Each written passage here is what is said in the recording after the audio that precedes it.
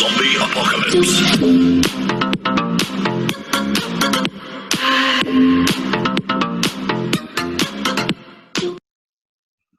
Hello everyone, welcome back to Eco Talks with Sneha Monarikar.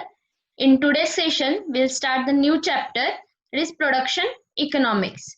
So let us start our session with our first question. Production economics is A. Microeconomics in its scope, B. Macroeconomic in its scope, C. Both A and B, D. None of these. Answer is both A and B. Production economics is microeconomic as well as macroeconomic in its scope because it studies as individual farm as well as the whole unit, or it is a study of small units as well as aggregates. So it is both microeconomic and macroeconomics in its scope. Now, agriculture production economics is an A. Inter-farm study, B. Intra-farm study, C. Both A and B, D. None of the above. Answer is inter-farm study because it does not deal only with the single farm but number of units of farm. So it is called as inter-farm study. Then input-output relationship helps in solving the problem. A. What to produce, B. How to produce, C. How much to produce, D. When to produce. Answer is how much to produce. When we study input-output or factor product relationship, it helps to solve the problem of how much to produce. So if we study factor product, we deal with the problem how much to produce. When we study factor, that is input relationship, we deal with the problem how to produce. And when product or output relationship is studied, we deal with the problem of what to produce. So these are the three problems which we'll be studying in the three types of relationship in the production economics. Which is the power production function? A. Cobb-Douglas production function, B. Square root production function, C. Quadratic production function, D. Mitscherlich production function. Answer is Cobb-Douglas production function. That is CD function is called as power production function. Now it is called as power production function because the coefficients are raised to the inputs. The general form of Cobb-Douglas production function is y is equal to b naught x1 raised to b1, where b naught is the efficiency parameter and b1 is the elasticity of production with related to x1 input. As the inputs increases, here the production function will increase. For example, if two inputs are then the production function will be y is equal to b naught x1 raised to b1 into x2 raised to b2. This is the general form of Cobb-Douglas production function, which is also called as power production function. The exponential production function is A. Linear production function, B. Cobb-Douglas production function, C. Mitscherlich production function, D. Quadratic production function. Answer is Mitscherlich production function is also called as exponential production function. Then our linear production function and quadratic production function. These are the form of polynomial production function. In linear production function, it is polynomial of degree 1, whereas in quadratic, second degree polynomial production function. Cobb-Douglas production function is the power production function and Mitscherlich production function is exponential production function. Then MPP becomes maximum in which stage of classical production function? A. First stage, B. Second stage, C. Third stage, D. Between first and second stage. Answer is in the first stage. Now MPP will become maximum in first stage. You can see here in the graph, the classical production function is divided into three stages. Stage 1, stage 2 and stage 3. Then MPP reaches maximum in the stage 1 of classical production function. Next question is, EP, that is elasticity of production, is greater than 1 in which stage of classical production function? A. First stage, B. Second stage, C. Third stage, D. Fourth stage.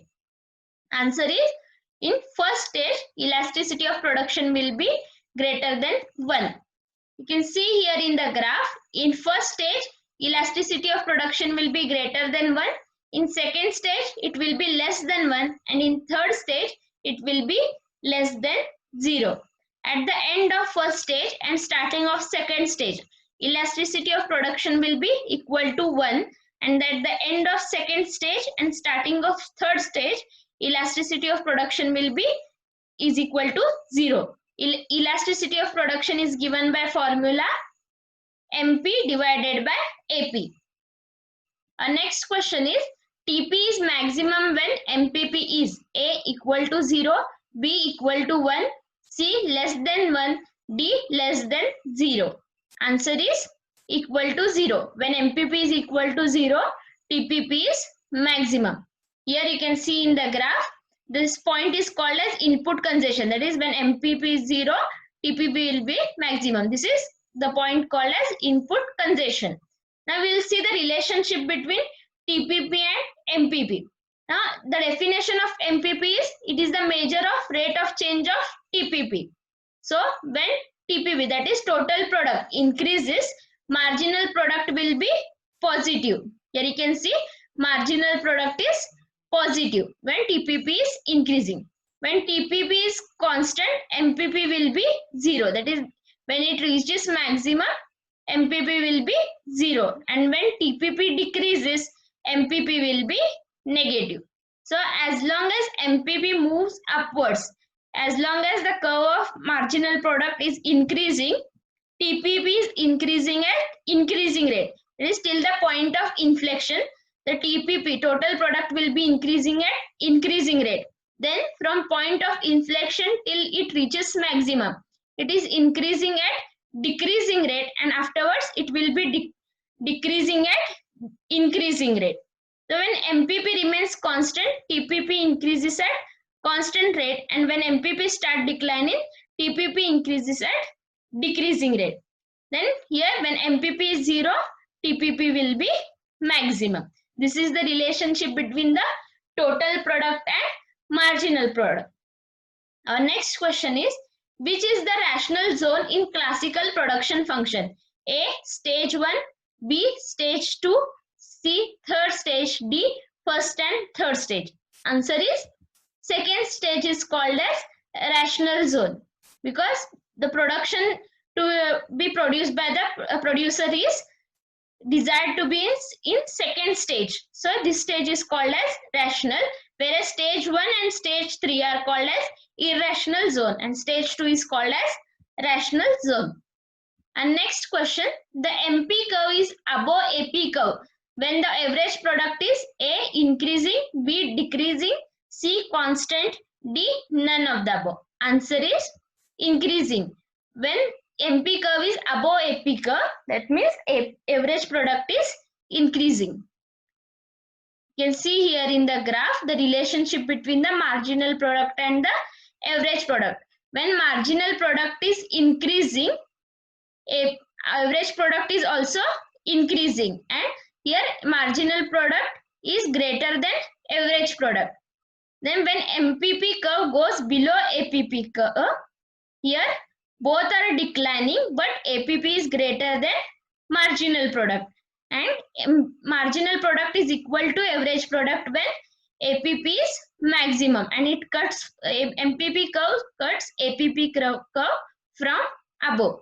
So we can summarize that when marginal product is greater than average product is rising. When marginal product is less than average product is declining, and when marginal product is equal to average product is at maximum.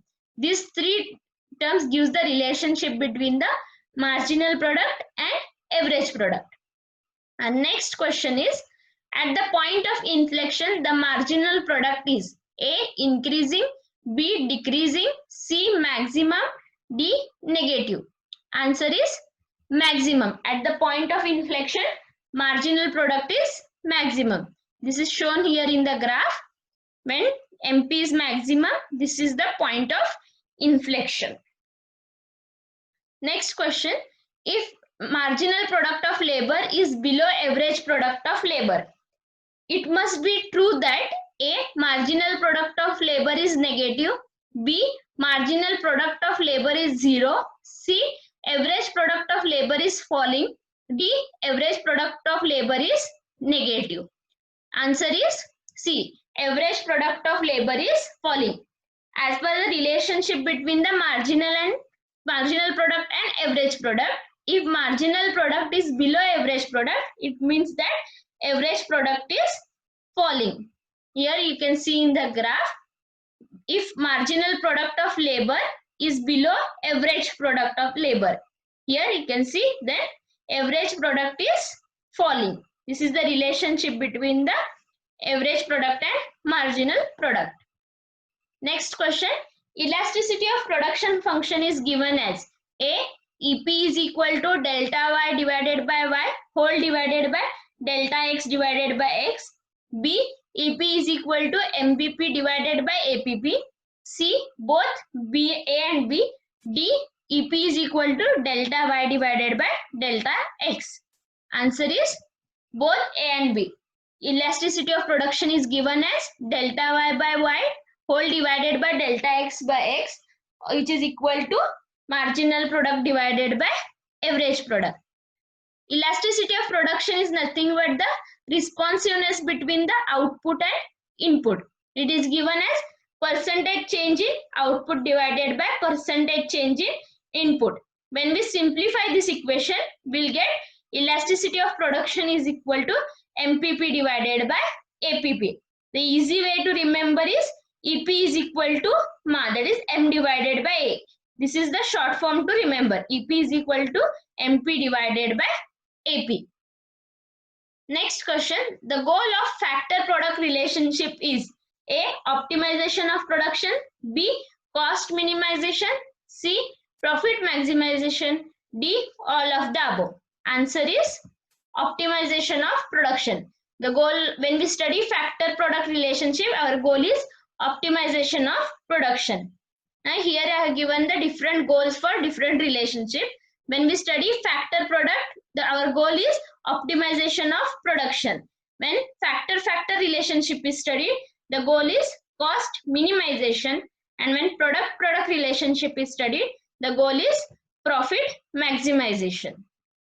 Next question, the production function in case of factor product relationship is A. Y is function of x1 slash x2 x3 xn. B. Y is equal to function of x1 x2 x3 dot xn. C. Y is equal to function of x1 slash x2 slash x3 till xn. D. Y is equal to function of x1 x2 x3 xn divided by x1.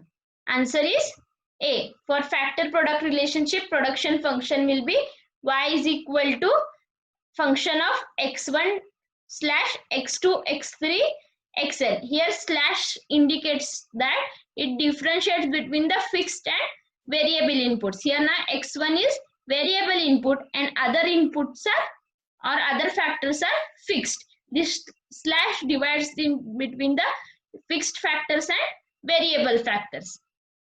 So we study different relationship. It is in a, for example, first factor product. Our production function will be Y is the function of x1 slash x2 x3 up to xn.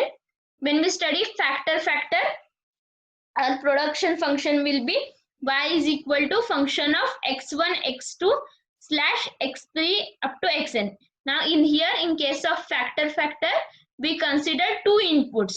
So here two inputs are variable and others are constant or fixed. In case of product relationship, here we consider the product 1, that is y1 is function of product y2. So these are the various production functions considered for three relationships. That's all about today's session. In every year, there will be sure one question from classical production function curve. So this session is very important from the point of view of exam, that is PhD CET. So watch the complete video once again for better understanding. Don't forget to like, share and subscribe. And if you have any doubt, you can ask me in the comment section or message me on my Telegram group, EcoTalks. Thank you.